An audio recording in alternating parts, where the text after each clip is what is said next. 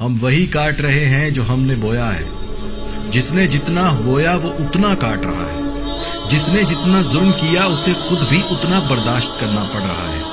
میں نے بچپن میں حدیث پڑھی تھی کہ اگر تمہارے سامنے ظلم ہو رہا ہو تو اسے اپنے ہاتھ سے روکنے کی کوشش کرو. اگر نہ طاقت ہو تو زبان سے روکنے کی کوشش کرو. اگر یہ بھی نہ کر پاؤ تو کم سے کم دل میں اس کو برا ضرور جانو. اور یہ ایمان کا سب سے ادنا لیول ہے. جب کشمیر میں 80 لاکھ لوگ کرفیو والی زندگی گزار رہے تھے، بھارت ظلم کر رہا تھا، دنیا تماشا دیکھ رہی تھی، ہم بھی خاموش تھے. جب فلسطین میں معصوم مسلمانوں کو بموں سے اڑایا جا رہا تھا، دنیا خاموش تھی اور ہم بھی خاموش تھے.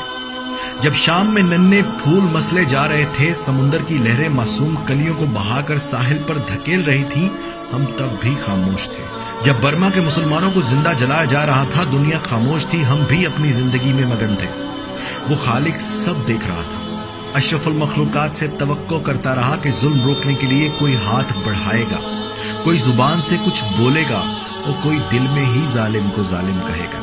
افسوس کہ ہم نے اللہ کے غضب کو ایسی دعوت دی کہ مظلوم بندوں کی مدد کے لیے اس نے اشرف المخلوقات کو چھوڑ کر ایک وائرس کو بھیجا جس نے پوری دنیا کا نظام اپنے ہاتھ میں لے لیا. اب ہم سب خزاں کے موسم میں درختوں کے پتوں کی طرح جھڑ رہے ہیں.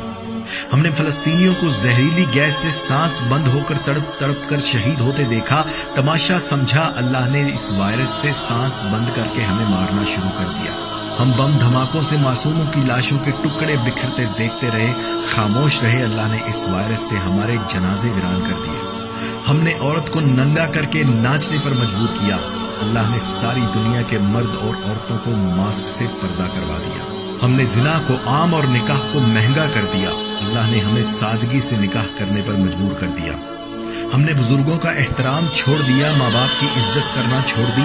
اللہ نے اس وائرس سے ایک ایک کر کے دنیا سے بزرگوں کو اپنے پاس بلانا شروع کر دیا. یقیناً ہم اسی لائق تھے، یقیناً یہی ہماری سزا تھی. اگر آپ کو میری باتوں پر یقین نہ آئے تو دنیا کا نقشہ اٹھا کر دیکھیے.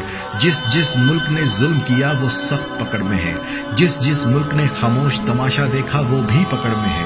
اور جو ملک غریب تھے، جہاں بھوک ناچ رہی تھی، افریقہ کے جنگلوں میں، کشمیر میں، برما میں، شام میں، جہاں جہاں ظلم ہو رہا تھا وہاں یہ وائرس نہیں گیا. مجھے تو یہ بھی نہیں پتا کہ اب معافی قبول ہونے کا وقت بچا بھی ہے یا نہیں.